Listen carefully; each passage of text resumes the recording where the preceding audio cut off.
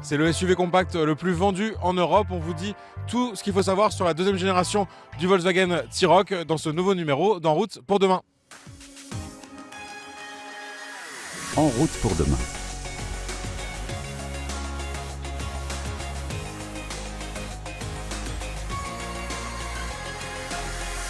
Le T-Roc, c'est un SUV compact qui a été lancé en 2017 par Volkswagen et qui a connu depuis un grand succès. Au total, ce sont 2,2 millions d'exemplaires qui ont été vendus, dont plus de 150 000 en France. Et après un restylage en 2021, ce SUV il continue de rencontrer un franc succès puisque c'est tout simplement le SUV le plus vendu cette année en Europe et en France, c'est la deuxième meilleure vente derrière la Polo.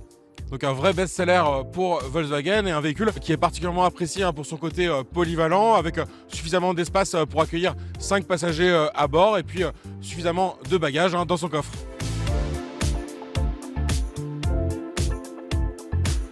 Un modèle qu'on découvre aujourd'hui dans sa couleur de lancement, donc le très joli jaune canari, une couleur donc gratuite et donc idéale pour un supporter du FC Nantes comme moi. Alors c'est toujours assez compliqué pour une marque automobile de renouveler un best-seller. En effet, on a toujours peur de casser la recette qui marchait bien, notamment au niveau du design. Et c'est pour ça que cette deuxième génération, finalement, ce design, il évolue par petites touches, principalement sur la face avant et arrière, qui prend finalement une certaine rondeur. On a moins ce côté anguleux qu'avait peut-être la première génération. Et puis surtout, on a une modernisation assez flagrante avec ce long bandeau lumineux qui fait toute la face avant, des phares gauche au phare droit. Et surtout, la grosse nouveauté, c'est le logo qui devient lui-même lumineux. On passe maintenant deux profils pour voir que là, pour le coup, on reconnaît bien le T-Roc de première génération avec cette silhouette caractéristique et qui est désormais assez reconnue dans le paysage automobile. Et puis avec ce petit côté un peu SUV coupé avec un toit qui va commencer à plonger à partir du montant C. On retrouve aussi les attributs classiques d'un SUV avec ses protections noires autour des roues et puis nous on a un pack design black sur notre modèle d'essai, donc ce qui va rajouter notamment les coques de rétroviseur en noir et puis les barres de toit également de la même couleur. Alors c'est pas forcément bon pour le confort et c'est plutôt une question de style, mais la nouveauté aussi sur cette deuxième génération, c'est qu'on peut chausser désormais des jantes 20 pouces comme c'est le cas dans notre modèle d'essai dans la finition haut de gamme Airline. On passe maintenant à l'arrière avec, comme je vous le disais, même chose qu'au niveau de la face avant, cette volonté d'apporter de la modernité, et donc on va avoir même chose, un long bandeau rouge qui va courir du feu gauche au feu droit et puis au centre le logo Volkswagen qui est lui rétro-éclairé en rouge. Des feux arrière avec un effet 3D qui est particulièrement réussi je trouve, et en fait on va avoir comme ça ce bandeau LED qui est inséré comme dans une sorte de petite cage de verre. Alors c'est plutôt difficile à voir de l'extérieur, mais ce nouveau T-Roc il grandit quand même assez nettement de 12 cm pour s'afficher à 4,37 m de long, et ça tout simplement ça va lui permettre de se démarquer de certains de ses concurrents sur cette catégorie qui est quand même assez bien fournie des SUV compacts. Donc finalement il se démarque d'un concurrent comme le Peugeot 2008 ou le Renault Captur pour se rapprocher de modèles du segment supérieur comme le Nissan Qashqai ou le Renault Symbioz. Cet agrandissement il va bénéficier principalement au volume de coffre qui passe à 475 litres, et donc ça c'est 30 litres de plus que par rapport à la première génération. Mais on a aussi un petit peu plus de confort pour les passagers à l'arrière, et c'est ce qu'on va voir tout de suite.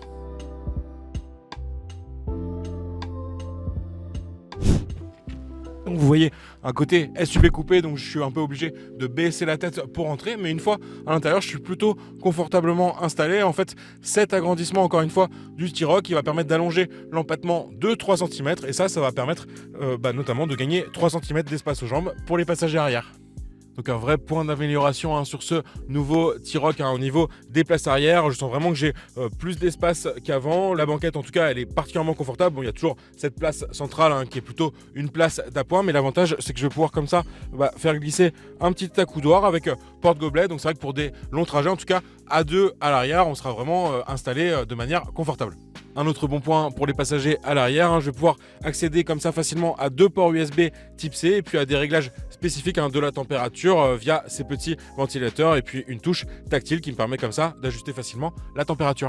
Ces dernières années, Volkswagen a été particulièrement critiqué pour faire baisser la qualité dans ses habitacles, notamment pour faire des économies. Mais là, on sent qu'il y a quand même du mieux.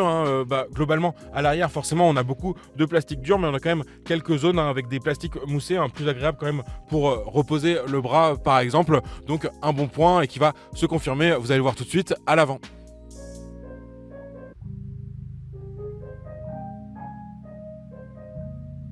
Me voici à l'avant de ce nouveau T-Roc et c'est vrai qu'on perçoit au premier coup d'œil l'amélioration en termes de qualité perçue.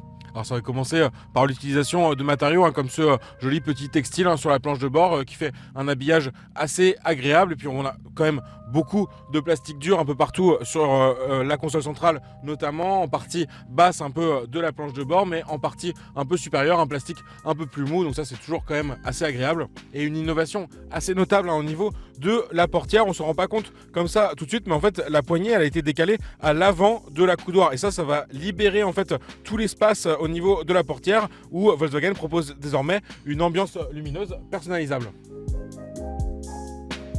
L'idée aussi sur ce T-Roc de deuxième génération, c'est de récupérer des technologies du segment supérieur. En fait, ce véhicule, il repose sur la plateforme MQB Evo 2, la plateforme sur laquelle repose aussi la dernière Golf ou le dernier Tiguan. Donc ça va se retrouver notamment au niveau de l'offre des assistants de conduite assez nombreux. On va retrouver notamment le Travel Assist, donc le duo régulateur adaptatif suivi des lignes de la route, mais avec des fonctions avancées comme un changement de fil automatique qui est possible en option sur ce nouveau T-Roc. Et c'est vrai qu'on constate tout de suite un net progrès, notamment au niveau des écrans. Sur notre finition haut de gamme Airline, on va bénéficier notamment d'un grand écran 12,9 pouces pour la partie tactile. Et sur les versions d'entrée de gamme, on sera plus sur un petit format 10,3 pouces. Et du côté de l'écran des compteurs, c'est un très bon point aussi. Il est très clair visuellement avec une bonne définition. On peut faire apparaître beaucoup d'infos ou en changeant comme ça la configuration, avoir un affichage beaucoup plus sobre, beaucoup plus réduit en termes d'information. Différence notable aussi avec la première génération, le levier de changement de mode de boîte automatique, dont marche arrière, marche avant principalement, il était à l'origine ici, il a basculé derrière le volant comme de nombreux modèles récents chez Volkswagen. Et donc tout l'intérêt, ça va être de libérer de l'espace au niveau de la console centrale. On a notamment un espace assez large pour recharger un smartphone par induction. Et Volkswagen insiste sur le fait que ça va permettre comme ça de minimiser la surchauffe du téléphone, ce qui arrive souvent dans les espaces beaucoup plus confinés. Et puis là, en plus, on dispose d'un système de ventilation dédié à cette partie recharge par induction. Et puis, petit détail assez amusant, encore une fois, dans cet espace dédié à la recharge par induction du smartphone, on a des petites rainures pour éviter la surchauffe et on va retrouver des petits motifs comme ça de nageurs, comme s'ils nageaient dans leur ligne d'eau. Et l'autre nouveauté que je trouve très intéressante, c'est cette petite molette au centre de la console centrale. Elle va me permettre d'ajuster le volume en la tournant assez basiquement pour régler le volume de la musique en cours d'écoute ou de la radio. Mais en fait, en appuyant dessus, je vais basculer sur le changement des modes de conduite. Et donc, plutôt intelligent d'avoir une touche physique, mais avec un réglage personnalisable. Et dans la série, Volkswagen corrige le tir par rapport aux petits défauts qu'on avait constatés sur les modèles de ces dernières années.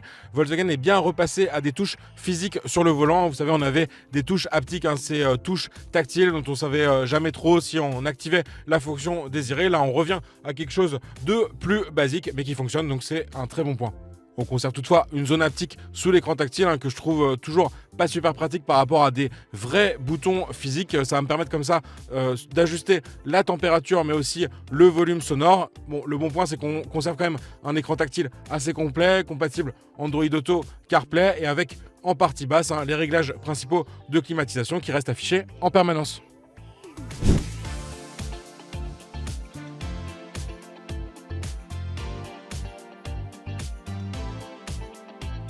Me voici au volant de ce nouveau T-Roc pour vous parler d'une aussi grosse nouveauté, cette fois-ci sous le capot, un changement total de motorisation. On n'a plus de diesel et il y a seulement 2 moteurs proposés au lancement, 2 moteurs micro-hybridés. Et oui, dans le contexte de durcissement des normes réglementaires sur le CO2 en Europe et en particulier en France avec le malus, Volkswagen a voulu entre guillemets verdir ces nouvelles motorisations. Et donc on retrouve sur ce nouveau T-Roc le 1,5 litre ITSI et donc ça c'est un moteur en fait proposé en 2 versions à 116 ou 150 chevaux comme sur notre modèle d'essai avec un petit moteur électrique qui va venir accompagner le moteur. On n'est pas sur de l'hybride classique non rechargeable, on est vraiment sur une variante hybride léger.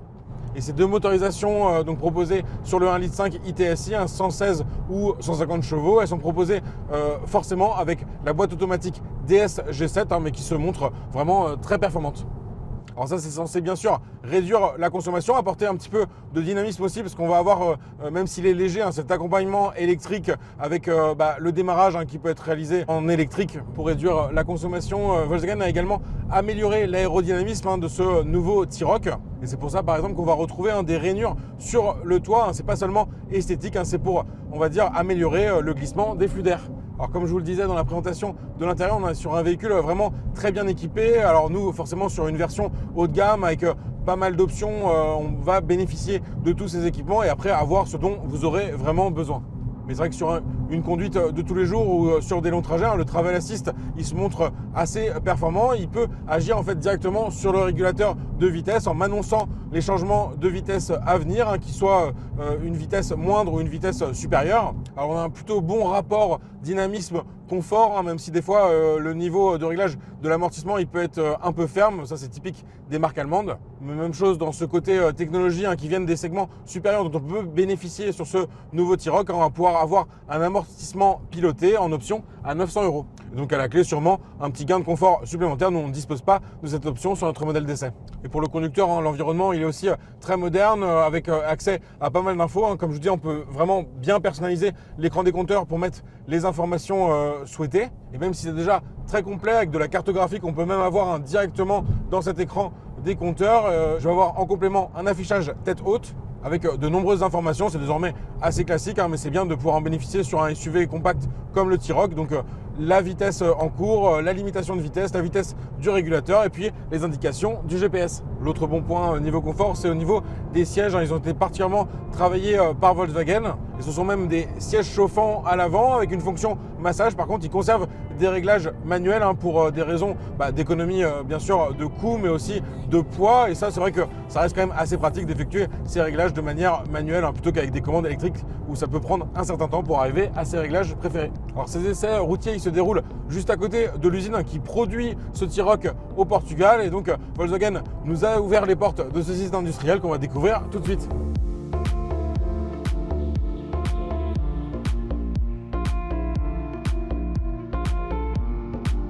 Nous sommes ici à l'usine de Palmela, près de Lisbonne, où Volkswagen assemble la deuxième génération du T-Roc, mais également encore la première. Et donc la ligne, elle est partagée actuellement entre ces deux générations. Et la production de cette première génération, elle va s'arrêter en fin d'année 2025. Cette usine, elle a démarré son activité au début des années 90. En fait, c'était une joint venture entre Ford et Volkswagen, avec l'assemblage commun des Volkswagen Charan, Seat Alhambra, et donc côté Ford, le Galaxy. À la fin des années 90, Volkswagen rachète entièrement le site et on a ainsi vu défiler différents modèles en production. À partir de 2006, le cabriolet EOS, à partir de 2008, le petit coupé Sirocco et à partir de 2010, la deuxième génération du Charan. Et c'est depuis 2017 que cette usine, elle assemble la première génération du T-Roc et donc depuis quelques mois, cette deuxième génération. Alors cette usine, elle compte 5000 salariés, elle a aussi une activité d'emboutissage, c'est-à-dire la fabrication de pièces métalliques comme des tôles qui vont être envoyées dans différentes usines du groupe Volkswagen un peu partout en Europe. Et ce site, il compte 5000 salariés, et donc pour se rendre compte de son activité assez énorme, elle représente 1,6% du PIB du Portugal. Cette usine, elle exporte principalement vers les pays voisins, donc logiquement l'Espagne, l'Italie, l'Allemagne, le Royaume-Uni. On a vu des modèles avec le volant à droite sur la chaîne de fabrication, et puis bien sûr la France. Et donc un modèle qui est acheté par un client français, il est produit ici, il transite ensuite par camion vers le port voisin de Setúbal, par bateau vers la France. Alors pour se rendre compte, l'an dernier, ce sont 236 000 unités du T-Roc qui ont été produites ici, et il y en a à peu près 1000 qui sont produits par jour.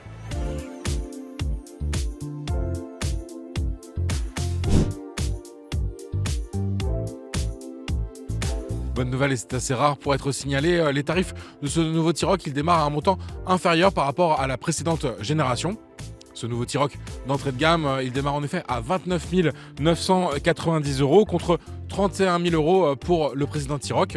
Sachant qu'à ce prix, vous bénéficiez du moteur qui dispose désormais de la micro-hybridation et d'une boîte automatique, alors que le précédent T-Roc était proposé d'entrée de gamme avec une boîte manuelle. Donc ça, c'est bien sûr le tarif pour la finition de base avec le moteur ITSI en version 116 chevaux. Pour le moteur 150 chevaux, il faut atteindre le troisième niveau de finition, donc un montant à partir de 41 000 €, donc quand même bien plus élevé. Et pour notre modèle d'essai, dans la finition Airline, les tarifs démarre à 42 500 € et nous, avec tous les packs d'options qu'on avait, on dépasse largement les 45 000 €. Mais sur ces modèles d'essai, l'idée c'est quand même de nous montrer un peu toutes les possibilités justement en termes d'options et d'équipements. Et donc après, à voir comment on peut configurer un T-Roc pour avoir les équipements suffisants et surtout qui correspondent à ses besoins. Et sur ce point justement des équipements proposés, ce T-Roc de deuxième génération, il a tous les ingrédients pour rester leader de sa catégorie en Europe.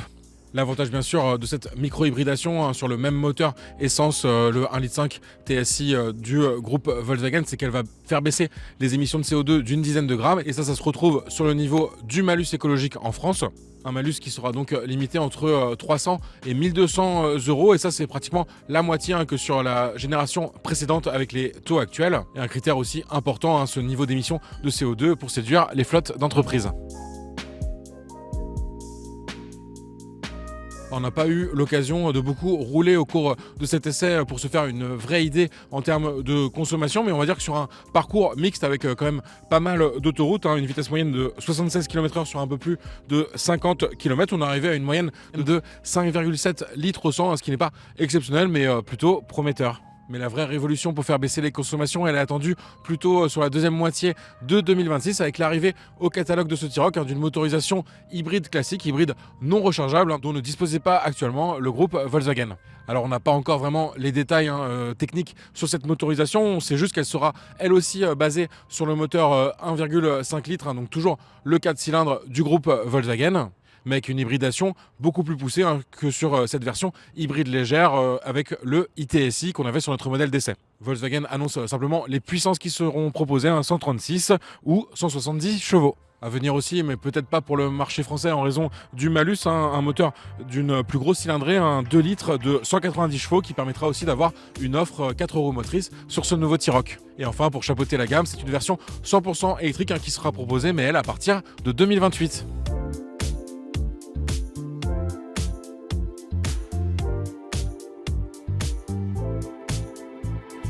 C'est la fin de ce En route pour demain consacré à ce T-Roc de deuxième génération. Merci beaucoup à Marie Mabillet d'avoir réalisé cette émission et merci à vous de nous suivre sur la chaîne Tech & Co, mais également en replay sur le site internet de BFM Business ou encore sur la plateforme RMC BFM Play. Merci beaucoup, prenez soin de vous.